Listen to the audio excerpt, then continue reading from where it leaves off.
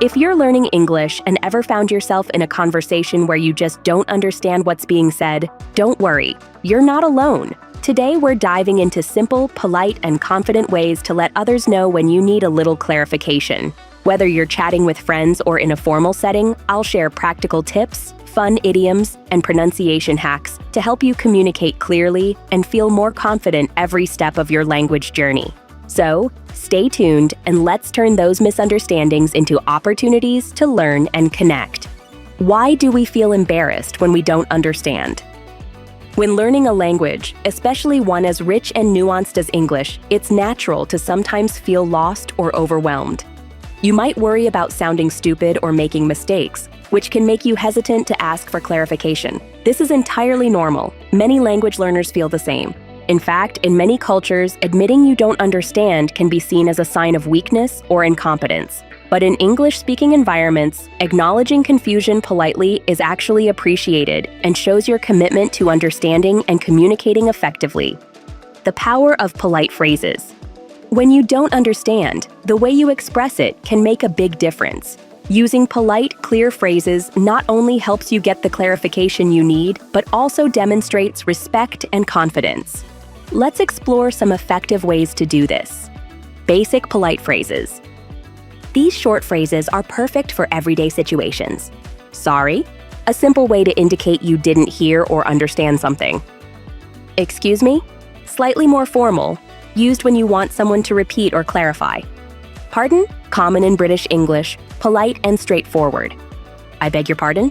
A very polite, slightly formal phrase, often used in England or formal settings. These phrases are quick and to the point. They are useful when you're in a rush or in casual conversation. Make sure to use a soft tone so you do not sound rude. Your tone says a lot. Expanding your politeness. Longer sentences. Sometimes you might want to be more specific or polite, especially in professional settings or when speaking with someone you respect. Here are some longer, courteous ways to ask for clarification. Sorry, I'm afraid I don't follow you. Indicates that you're trying to understand but need a little more explanation. Excuse me, could you repeat the question? Perfect when someone has asked you something and you want them to say it again. I'm sorry, I don't understand. Could you say it again? A clear, polite way to request repetition. I'm sorry, I didn't catch that. Would you mind speaking more slowly? Shows your eagerness to understand and politely asks for a slower pace. I'm confused. Could you tell me again? Expresses your confusion honestly without sounding rude. I didn't hear you. Please, could you tell me again? Useful if the background noise or distance made it difficult to hear. Using these longer sentences can help you save face, a common term in English meaning to protect your dignity and avoid embarrassment. They show you're making an effort to understand, not that you're incapable. Informal and casual expressions. In relaxed conversations with friends, colleagues, or neighbors, you can use more informal phrases. Just remember, some of these might sound a bit abrupt if used in formal settings. Sorry, still polite and versatile. Sorry what? Casual and quick. Excuse me? A shortened, very casual version of excuse me, common among native speakers. Huh? An informal sound indicating confusion. Use carefully, as it can sound rude if not used with friends. What? Direct and simple, but sometimes perceived as abrupt or rude. Use with close friends. A. Used to show you didn't hear or understand, often in informal speech. Indicates you're thinking or not fully understanding. These expressions are great if you're comfortable and want to keep the conversation light and friendly. Slang and colloquial ways. Sometimes native speakers use slang to ask for clarification or express confusion, especially in informal settings. Come again? A friendly way to ask someone to repeat what they said. Say what? Used in American English, very casual. Pass that by me again? Slightly humorous, asking for clarification. You what? Common in Britain, informal and playful. I don't get it. Not a question, but a statement expressing confusion. Using slang can make your English sound more natural and relaxed, but be cautious about when and where to use it. It's best reserved for conversations with friends or in informal environments. Fun idioms to express confusion. Idioms are expressions that don't always make literal sense but are understood culturally. They add color to your language and can make you sound more fluent and natural. Plus, they often make conversations more fun. Here are some favorite idioms to use when you don't understand or find something confusing. 1. I can't make head nor tail of what you're saying. This idiom means you find the message completely confusing, like you can't understand the beginning or the end. 2. This is all Greek to me.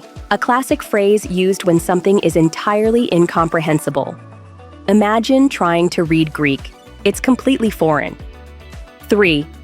Sorry, this is as clear as mud to me. A humorous way to say that what was said was very unclear or confusing, like trying to see through muddy water. 4. Our wires are crossed. This idiom indicates a miscommunication, like two people's signals got tangled. 5. Big word salad. Used humorously to describe someone's speech that's jumbled or overly complicated, making it hard to understand. Using idioms can make your English more colorful, especially when chatting with friends or colleagues you're comfortable with. It shows you're familiar with idiomatic expressions and can add humor to tricky situations. Pronunciation tips. Sound natural when asking for clarification. Pronunciation plays a crucial role in how effectively you communicate. Here are some tips to sound more natural when using these phrases. When asking someone to repeat, native speakers often raise their intonation at the end of the sentence. For example, saying "sorry" with a rising tone indicates you're asking for clarification politely. When apologizing or expressing regret, the intonation usually goes down at the end. For example, "Sorry, I didn't catch that," with a falling tone sounds more sincere. In casual speech, native speakers often blend sounds between words. For example, "What did you say?" becomes "what'd ya say?" or "what you say." The j or u sound is contracted and spoken quickly. Practice these contractions and blends to sound more natural. Repeat after native speakers, record yourself, and listen to how these phrases flow in real conversations. Practice makes perfect. To improve your confidence, the best approach is to practice these phrases aloud. Try saying them in front of a mirror or record yourself.